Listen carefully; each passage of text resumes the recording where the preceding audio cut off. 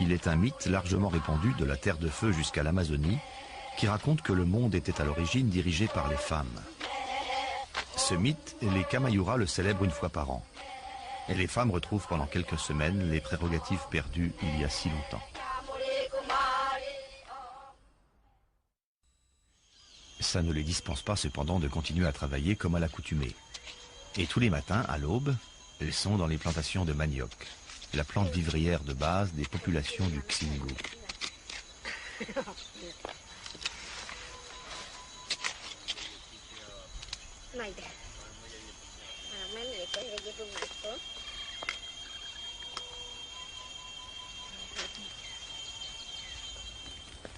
Outre le manioc, les Kamayura cultivent sur brûlis des patates douces, des ignames, des bananes plantains et du maïs.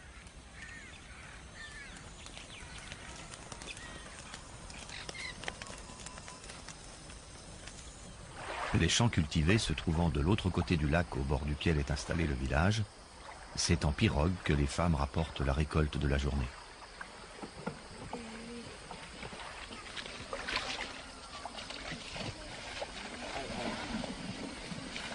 Il existe deux espèces de manioc, doux ou amer.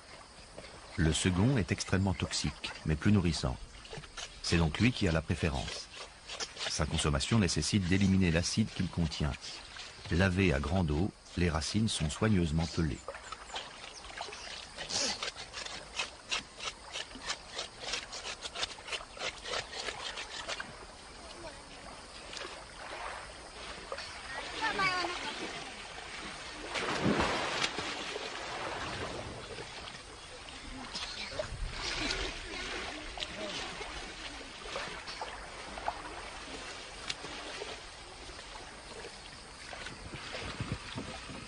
C'est essentiellement sur les femmes que repose l'économie du village.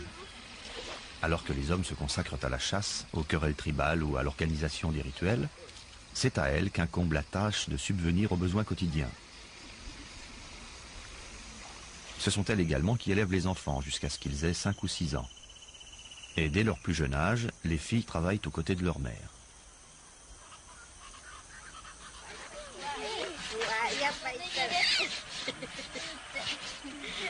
Les tubercules sont réduits en poudre grâce à des râpes faites de dents de poisson, d'esquilles ou de petits cailloux fichés sur une planche. Et la chair est lavée plusieurs fois à grande eau, puis soigneusement pressurée dans un tamis afin d'en extraire le suc vénéneux. Mis à bouillir pour faire évaporer l'acide, le liquide recueilli deviendra une délicieuse soupe au tapioca. La pulpe, quant à elle, est façonnée en pain mis à sécher au soleil. Une fois secs, ils seront pilés et la farine ainsi obtenue servira à confectionner des galettes, l'élément de base de l'alimentation.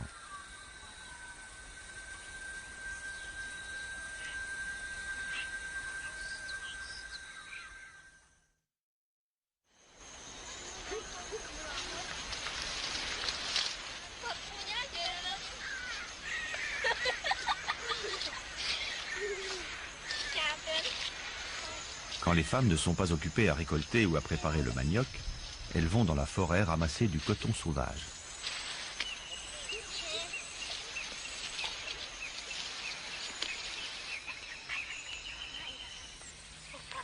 Filer le coton est un travail de longue haleine, qu'on exécute à des moments perdus.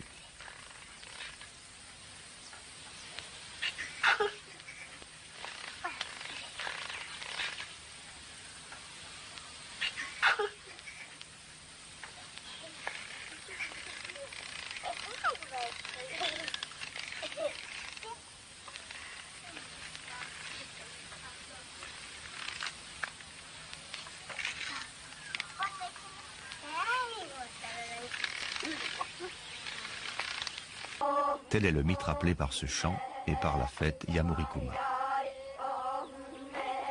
À cette occasion, 5 jeunes filles vont être initiées. Elles vivent recluses depuis 6 mois, depuis qu'elles ont atteint l'âge de la puberté. Leur peau a pâli et leurs cheveux ont poussé au point de couvrir leur visage.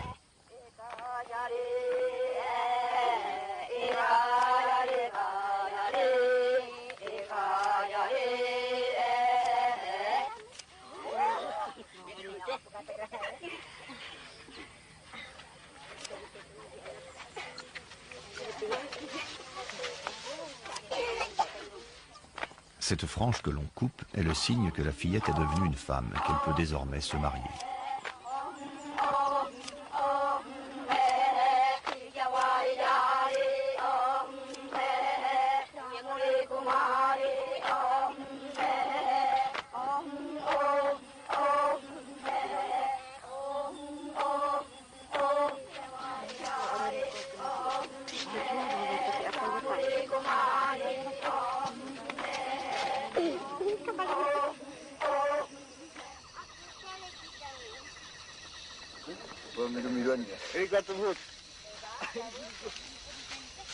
Nourrir les femmes fait également partie des tâches dévolues aux hommes pendant la fête. Ils s'en acquittent en leur offrant du poisson. Ce poisson que, dans le mythe originel, ils avaient oublié de leur rapporter.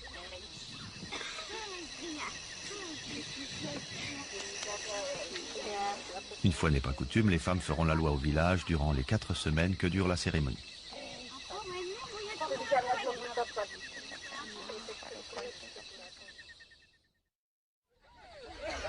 Et tout leur est permis, même d'attaquer les hommes.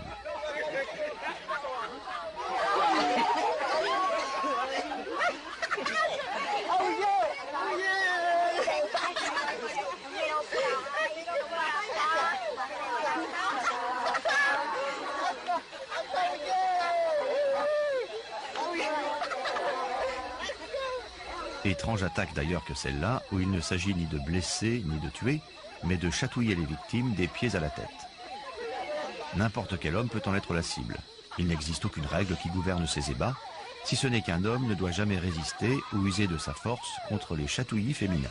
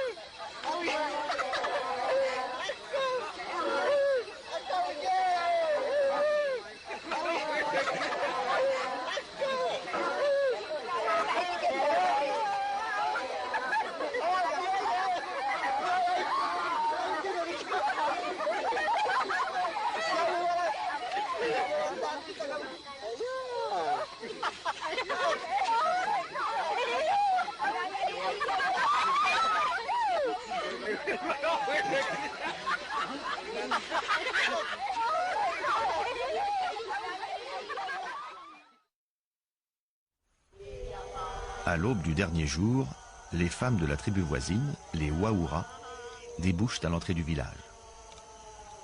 Elles ont été invitées pour ce qui sera l'apogée de la fête.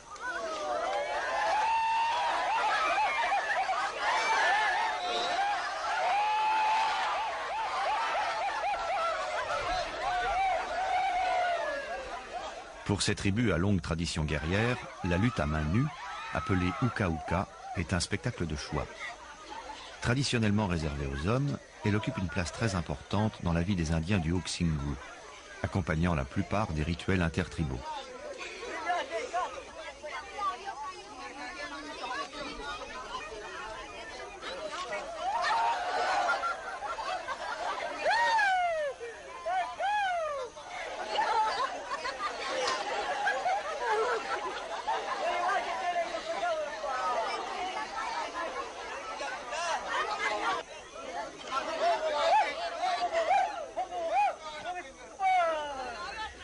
Malgré les rires et la bonne humeur générale, ces combats n'ont rien d'un jeu.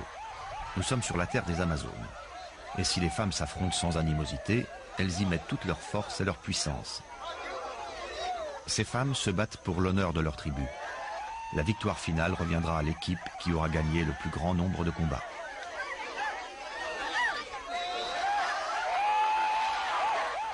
C'est à ces femmes que le plus grand fleuve au monde doit son nom. En effet, en 1542, Francisco Orellana découvrit un vaste fleuve, où il dut livrer bataille à de farouches et superbes guerrières.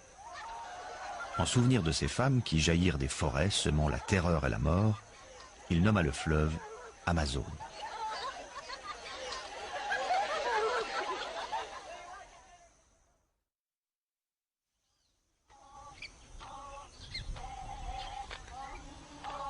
Après la lutte, vient le temps de la danse, rythmée par le chant Iyamurikuma.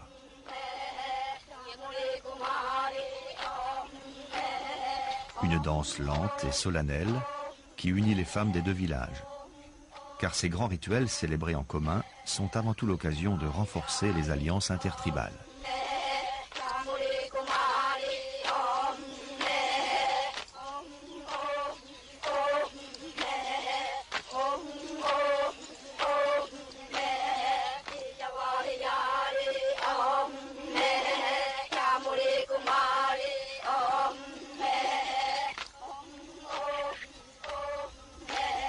Quelques femmes ont coiffé le diadème de plumes jaunes symbolisant le soleil, la source du pouvoir masculin.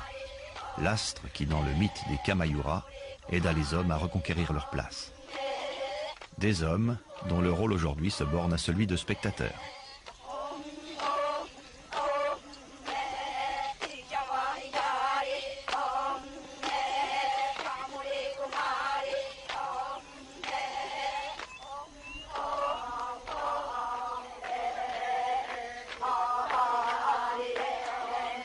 Au crépuscule, la danse des femmes change de rythme et de nature.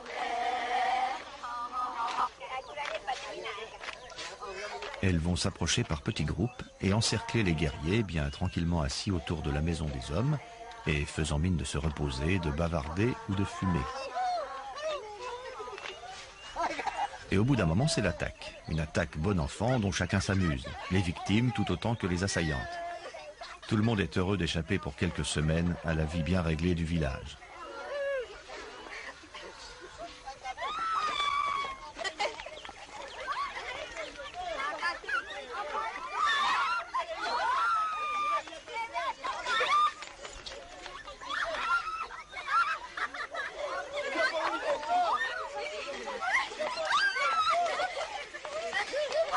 Ces chatouillis sont loin d'être un jeu.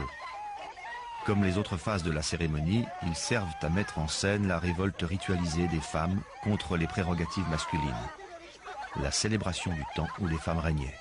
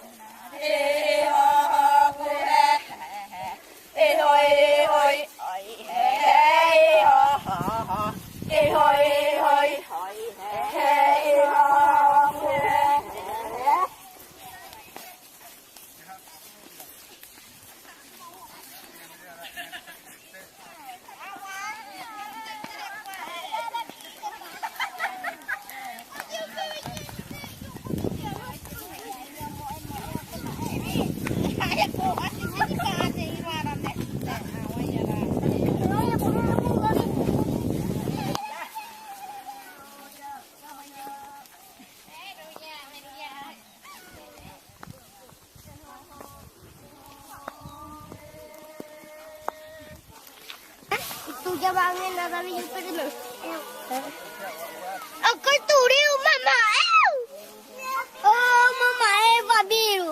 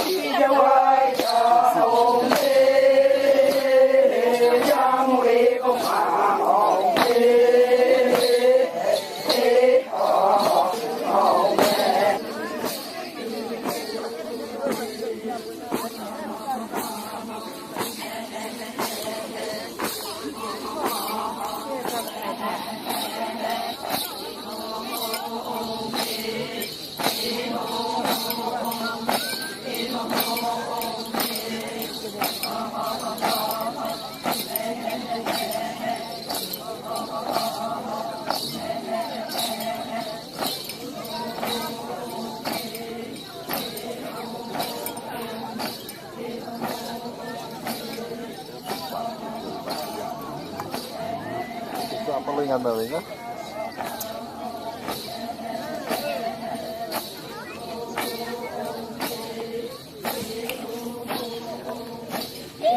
Katiram. Ini akan yang jadi lite. Lihat terus.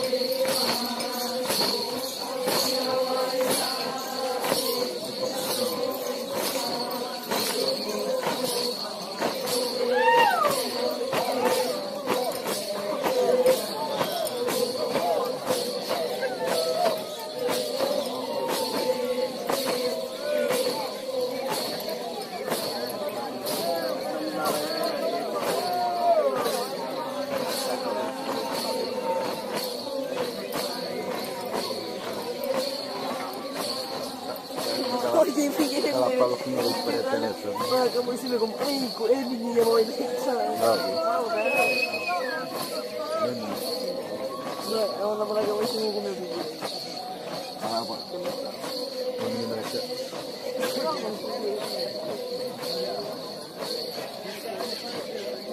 Eriko. Kamu nak Amerika begitu ni mana dekat. Untuk film mama muek dia.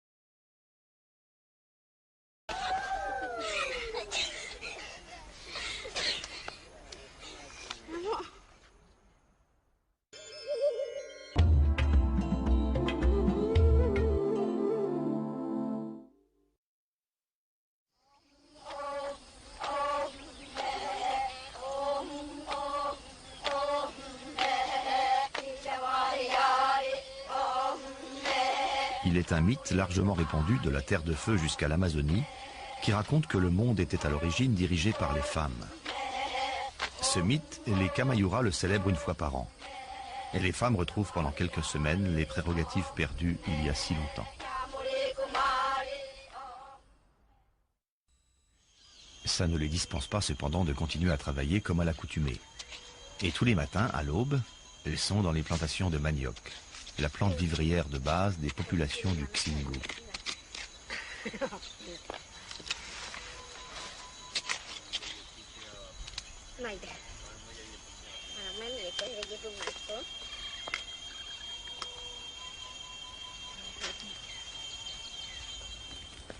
Outre le manioc, les Kamayura cultivent sur brûlis des patates douces, des ignames, des bananes plantains et du maïs.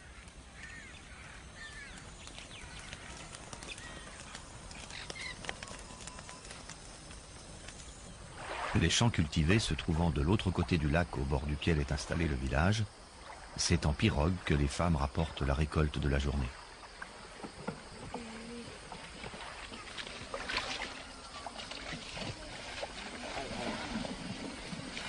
Il existe deux espèces de manioc, doux ou amer. Le second est extrêmement toxique, mais plus nourrissant. C'est donc lui qui a la préférence. Sa consommation nécessite d'éliminer l'acide qu'il contient. Lavées à grande eau, les racines sont soigneusement pelées.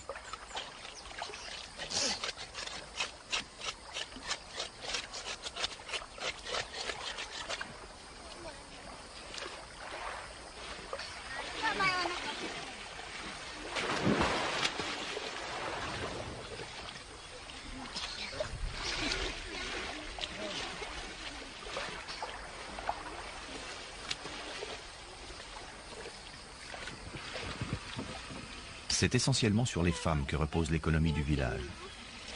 Alors que les hommes se consacrent à la chasse, aux querelles tribales ou à l'organisation des rituels, c'est à elles qu'incombe la tâche de subvenir aux besoins quotidiens. Ce sont elles également qui élèvent les enfants jusqu'à ce qu'ils aient 5 ou 6 ans. Et dès leur plus jeune âge, les filles travaillent aux côtés de leur mère.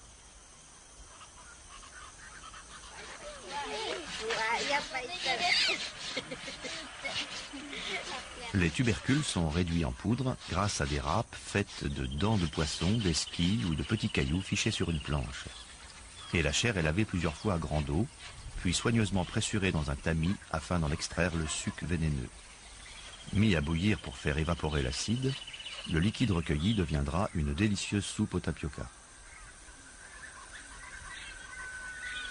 La pulpe, quant à elle, est façonnée en pain mis à sécher au soleil. Une fois secs, ils seront pilés et la farine ainsi obtenue servira à confectionner des galettes, l'élément de base de l'alimentation.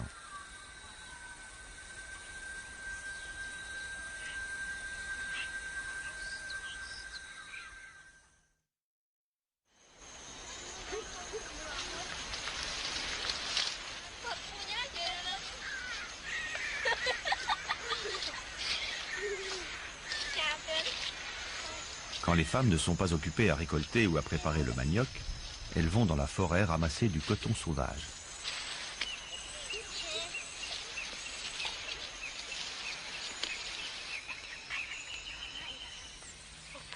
Filer le coton est un travail de longue haleine, qu'on exécute à des moments perdus.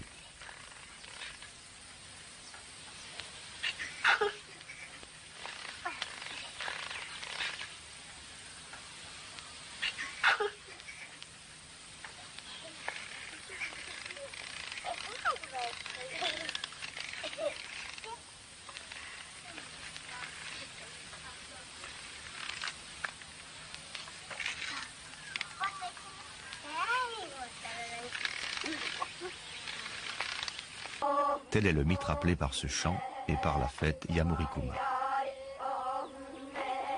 À cette occasion, 5 jeunes filles vont être initiées. Elles vivent recluses depuis 6 mois, depuis qu'elles ont atteint l'âge de la puberté. Leur peau a pâli et leurs cheveux ont poussé au point de couvrir leur visage.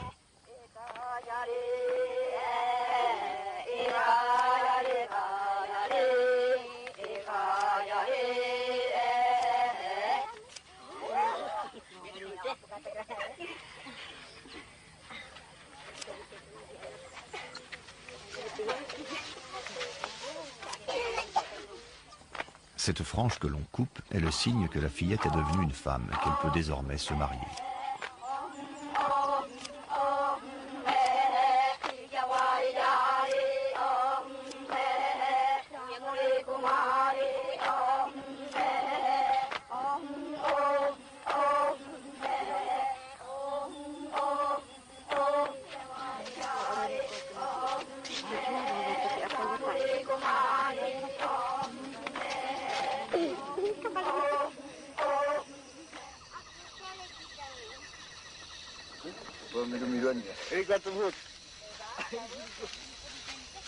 Nourrir les femmes fait également partie des tâches dévolues aux hommes pendant la fête. Ils s'en acquittent en leur offrant du poisson. Ce poisson que, dans le mythe originel, ils avaient oublié de leur rapporter.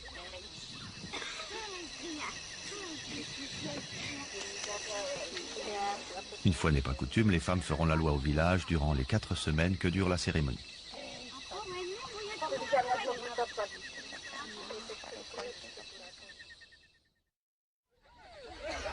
Et tout leur est permis, même d'attaquer les hommes.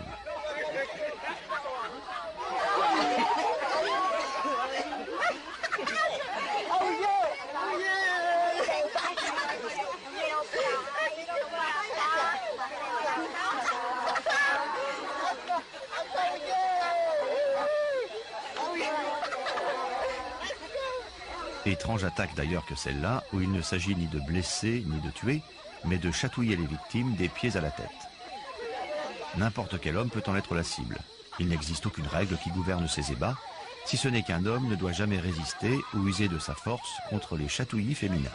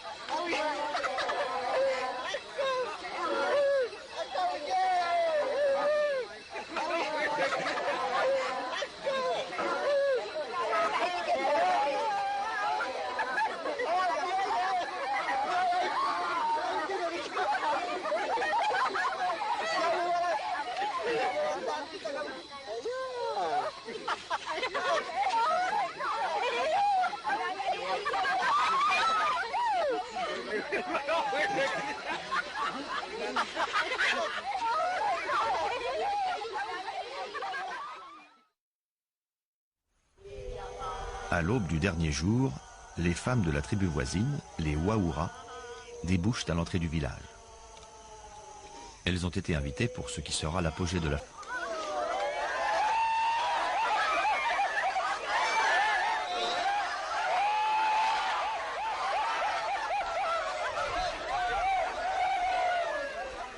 Pour ces tribus à longue tradition guerrière, la lutte à main nue, appelée Uka-Uka, est un spectacle de choix. Traditionnellement réservée aux hommes, elle occupe une place très importante dans la vie des Indiens du Haut-Xingu, accompagnant la plupart des rituels intertribaux.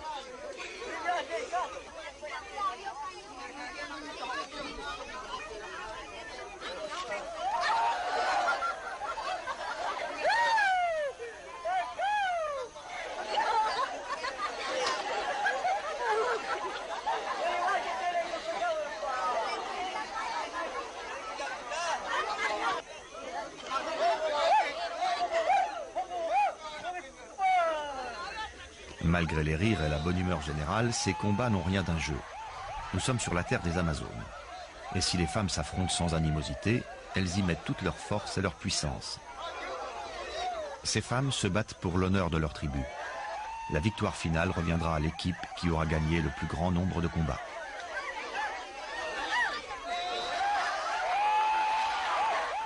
C'est à ces femmes que le plus grand fleuve au monde doit son nom. En effet, en 1542, Francisco Orellana découvrit un vaste fleuve, où il dut livrer bataille à de farouches et superbes guerrières. En souvenir de ces femmes qui jaillirent des forêts semant la terreur et la mort, il nomma le fleuve Amazone.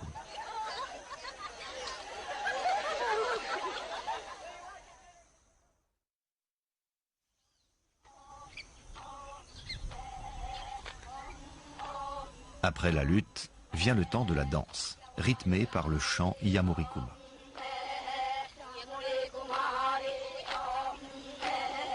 Une danse lente et solennelle qui unit les femmes des deux villages. Car ces grands rituels célébrés en commun sont avant tout l'occasion de renforcer les alliances intertribales.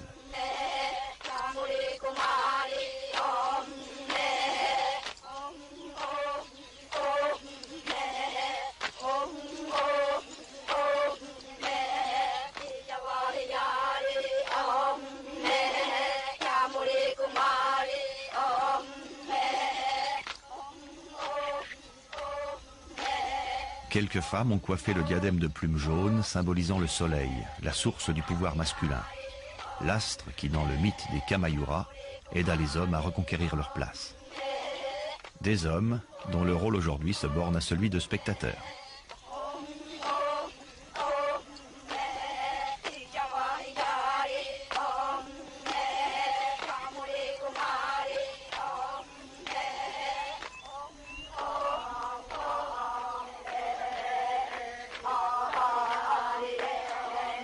Au crépuscule, la danse des femmes change de rythme et de nature.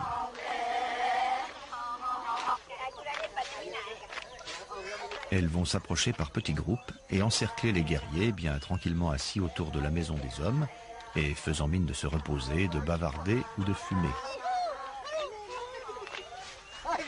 Et au bout d'un moment, c'est l'attaque. Une attaque bon enfant dont chacun s'amuse, les victimes tout autant que les assaillantes. Tout le monde est heureux d'échapper pour quelques semaines à la vie bien réglée du village.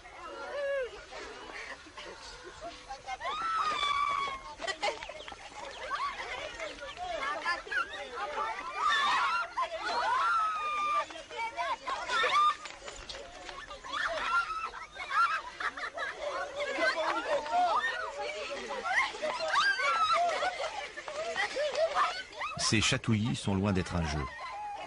Comme les autres phases de la cérémonie, ils servent à mettre en scène la révolte ritualisée des femmes contre les prérogatives masculines. La célébration du temps où les femmes régnaient.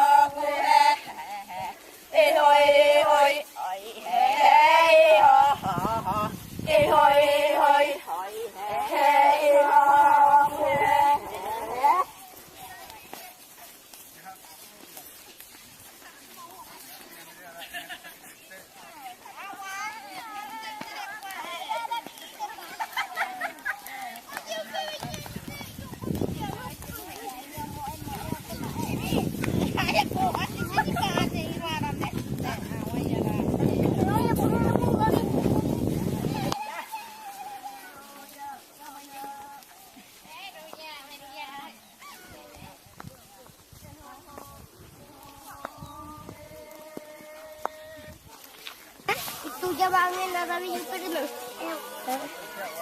Ako turiw, mama! Oh, mama, babiru.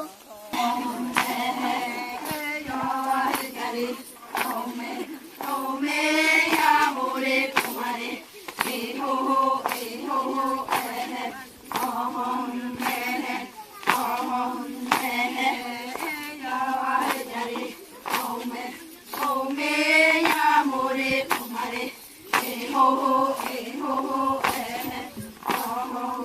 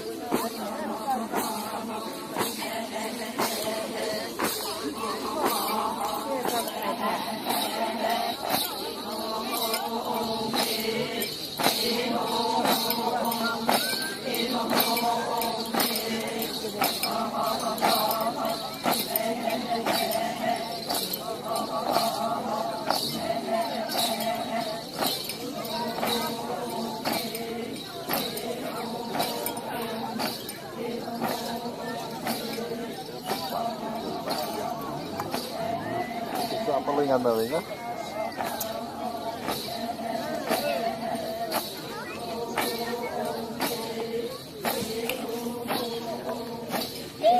Katiran.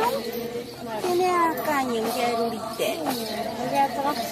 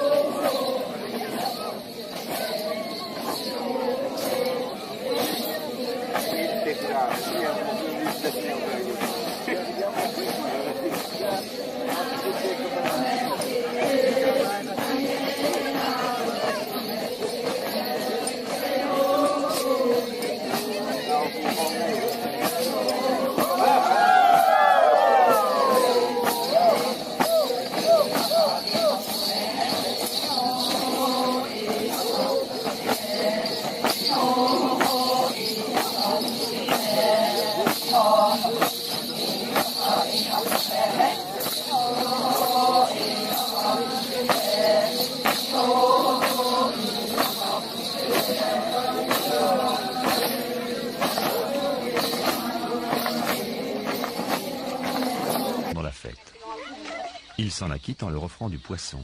Ce poisson que, dans le mythe originel, ils avaient oublié de leur rapporter.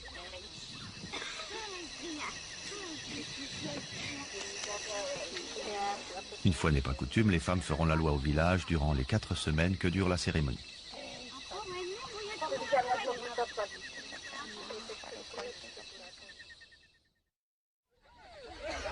Et tout leur est permis, même d'attaquer les hommes.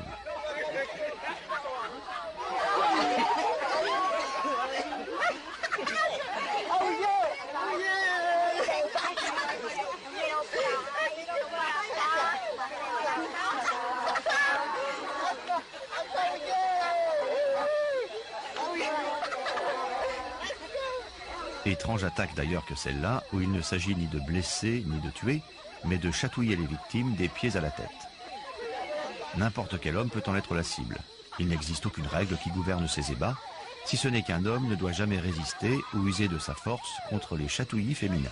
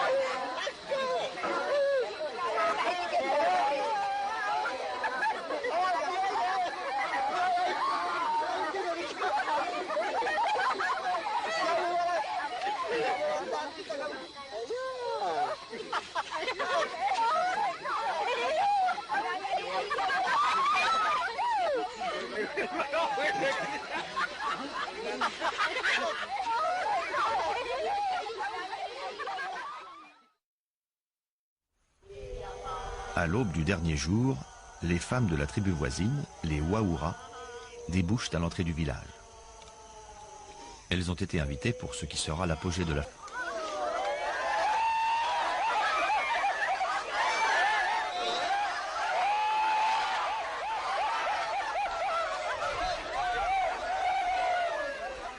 Pour ces tribus à longue tradition guerrière, la lutte à main nue, appelée Uka-Uka, est un spectacle de choix. Traditionnellement réservée aux hommes, elle occupe une place très importante dans la vie des Indiens du Haut-Xingu, accompagnant la plupart des rituels intertribaux.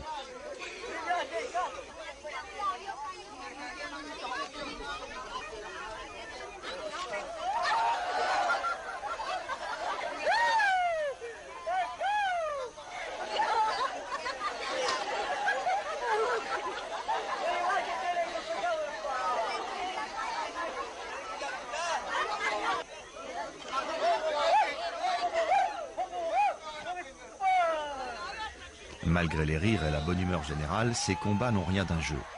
Nous sommes sur la terre des Amazones. Et si les femmes s'affrontent sans animosité, elles y mettent toute leur force et leur puissance. Ces femmes se battent pour l'honneur de leur tribu. La victoire finale reviendra à l'équipe qui aura gagné le plus grand nombre de combats.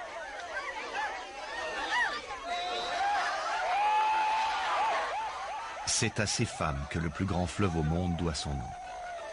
En effet, en 1542, Francisco Orellana découvrit un vaste fleuve, où il dut livrer bataille à de farouches et superbes guerrières. En souvenir de ces femmes qui jaillirent des forêts semant la terreur et la mort, il nomma le fleuve Amazone.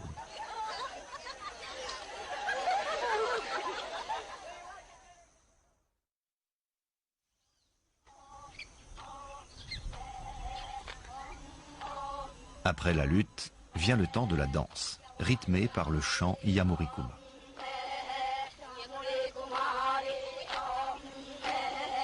Une danse lente et solennelle qui unit les femmes des deux villages.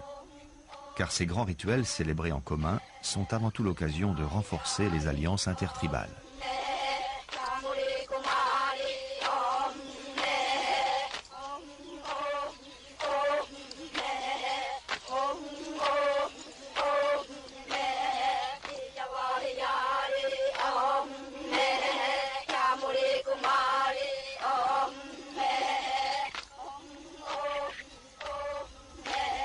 Quelques femmes ont coiffé le diadème de plumes jaunes symbolisant le soleil, la source du pouvoir masculin.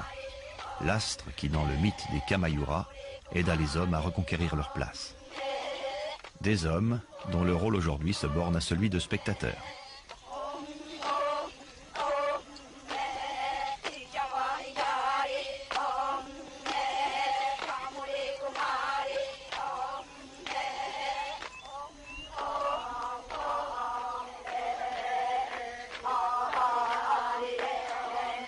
Au crépuscule, la danse des femmes change de rythme et de nature.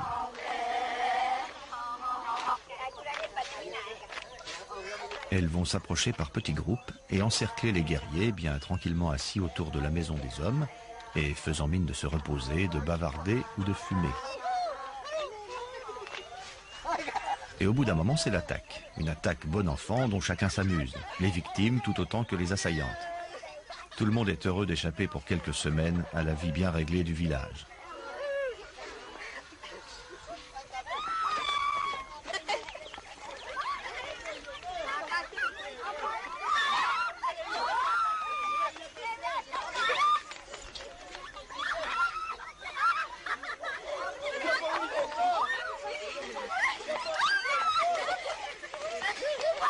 Ces chatouillis sont loin d'être un jeu.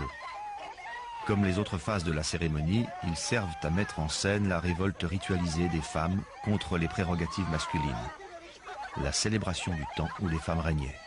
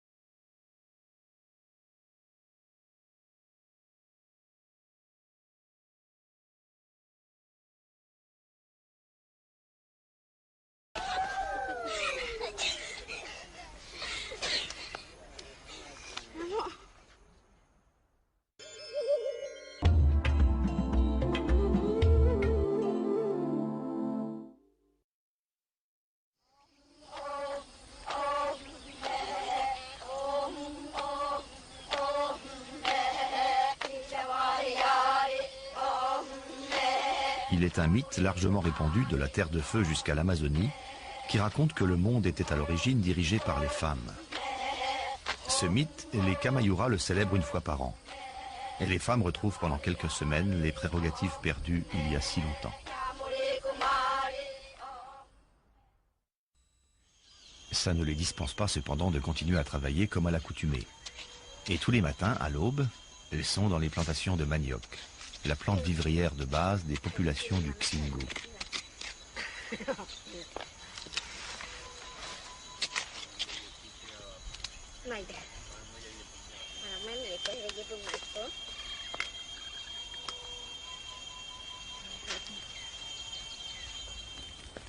Outre le manioc, les Kamayura cultivent sur brûlis des patates douces, des ignames, des bananes plantains et du maïs.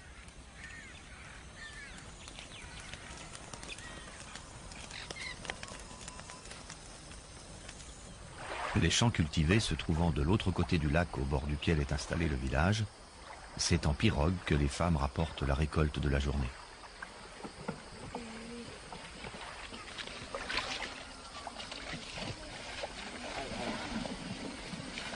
Il existe deux espèces de manioc, doux ou amer. Le second est extrêmement toxique, mais plus nourrissant. C'est donc lui qui a la préférence. Sa consommation nécessite d'éliminer l'acide qu'il contient. Lavées à grande eau, les racines sont soigneusement pelées.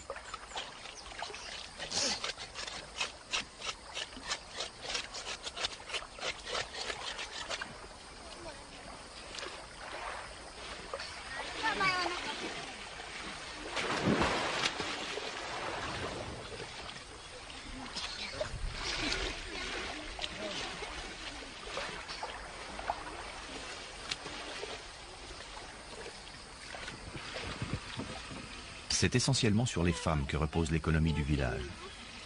Alors que les hommes se consacrent à la chasse, aux querelles tribales ou à l'organisation des rituels, c'est à elles qu'incombe la tâche de subvenir aux besoins quotidiens. Ce sont elles également qui élèvent les enfants jusqu'à ce qu'ils aient 5 ou 6 ans. Et dès leur plus jeune âge, les filles travaillent aux côtés de leur mère.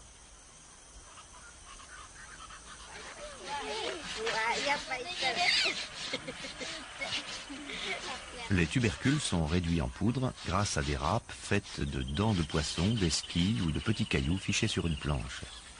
Et la chair est lavée plusieurs fois à grande eau, puis soigneusement pressurée dans un tamis afin d'en extraire le suc vénéneux.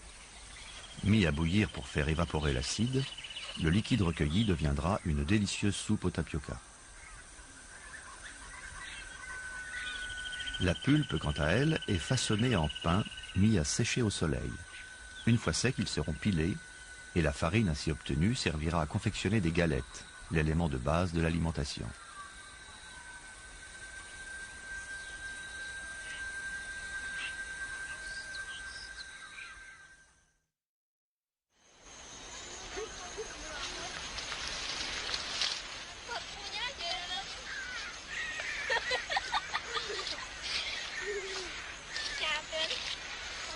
Quand les femmes ne sont pas occupées à récolter ou à préparer le manioc, elles vont dans la forêt ramasser du coton sauvage.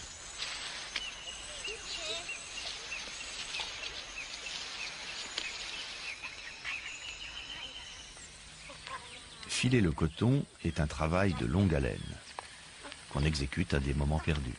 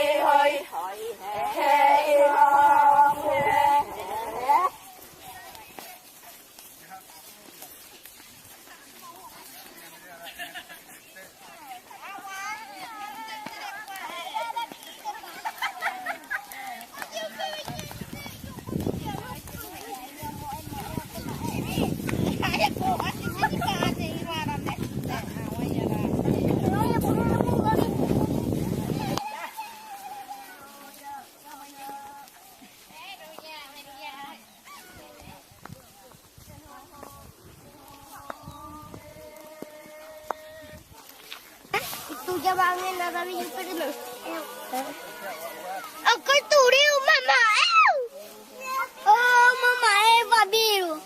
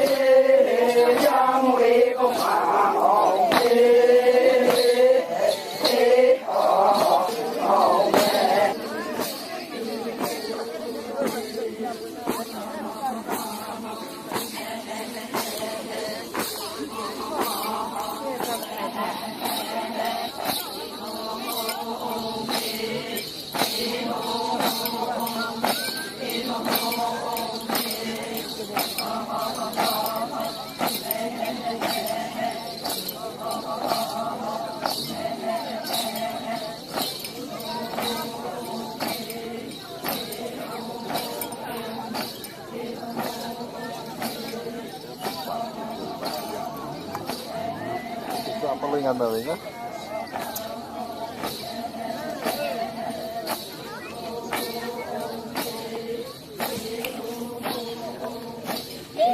Katiran. Ini akan yang jadi deh. Lihat terus.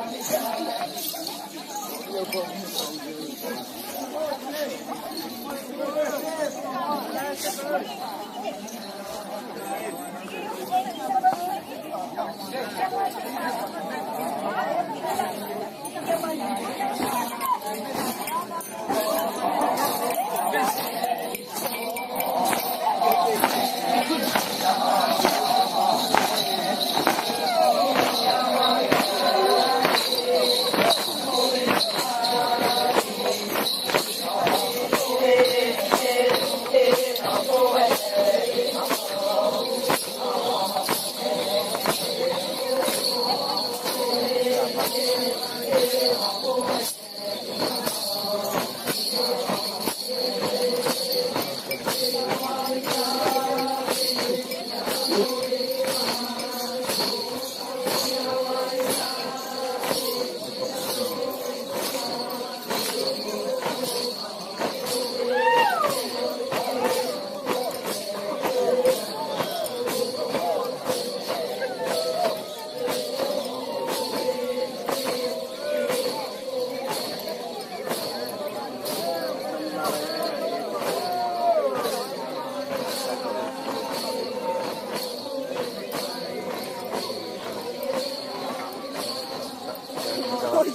Ela fala com ele por telefone. Ah, kamu sila kung ay ko binigyan mo ito sa. Sabe?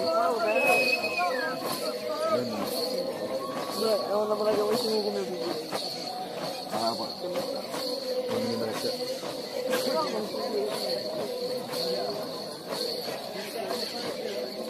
Eriko. Kamu nak ngeri ka begitu ni mana dekat. Saya itu film mama muek dia.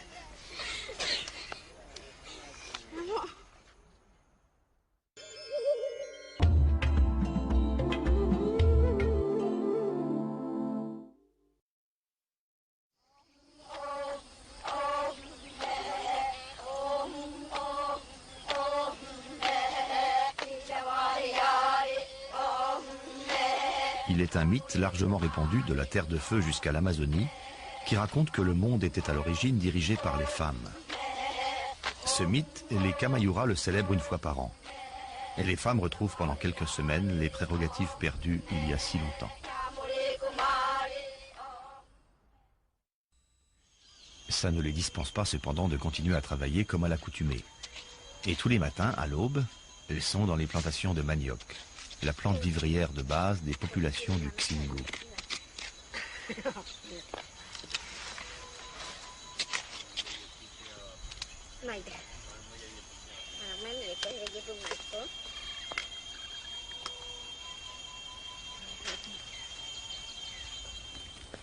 Outre le manioc, les Kamayura cultivent sur brûlis des patates douces, des ignames, des bananes plantains et du maïs.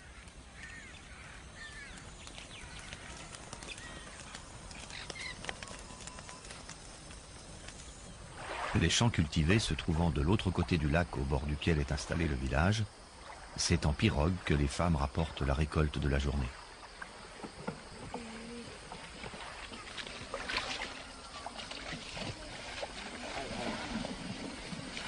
Il existe deux espèces de manioc, doux ou amer. Le second est extrêmement toxique, mais plus nourrissant. C'est donc lui qui a la préférence. Sa consommation nécessite d'éliminer l'acide qu'il contient. Lavées à grande eau, les racines sont soigneusement pelées.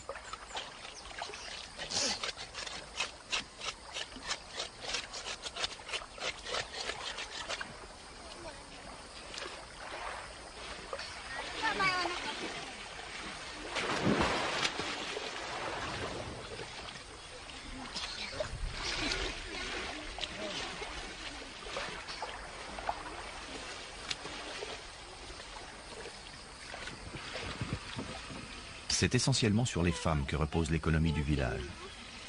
Alors que les hommes se consacrent à la chasse, aux querelles tribales ou à l'organisation des rituels, c'est à elles qu'incombe la tâche de subvenir aux besoins quotidiens. Ce sont elles également qui élèvent les enfants jusqu'à ce qu'ils aient 5 ou 6 ans. Et dès leur plus jeune âge, les filles travaillent aux côtés de leur mère.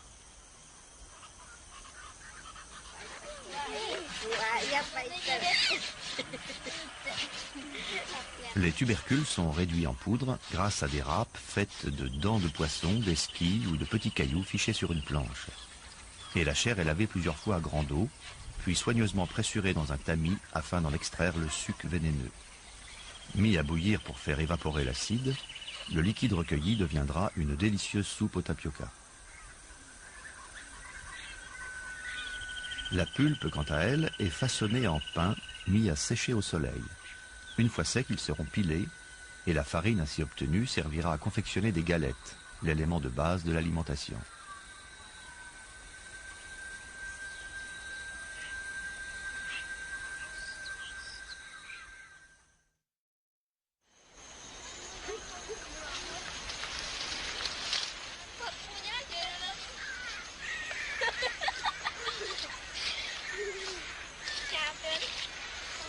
Quand les femmes ne sont pas occupées à récolter ou à préparer le manioc, elles vont dans la forêt ramasser du coton sauvage.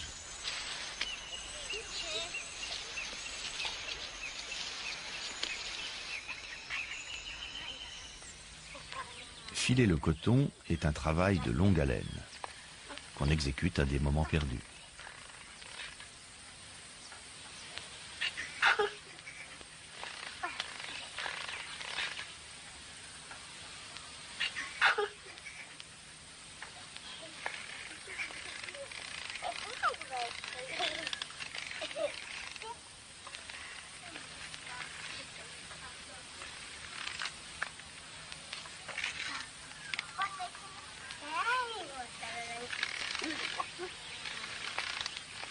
Tel est le mythe rappelé par ce chant et par la fête Yamurikuma.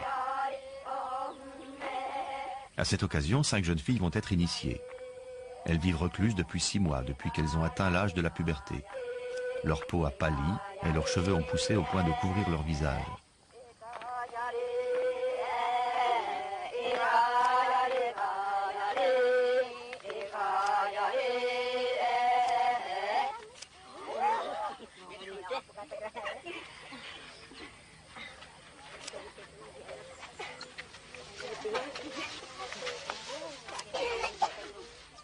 Cette frange que l'on coupe est le signe que la fillette est devenue une femme et qu'elle peut désormais se marier.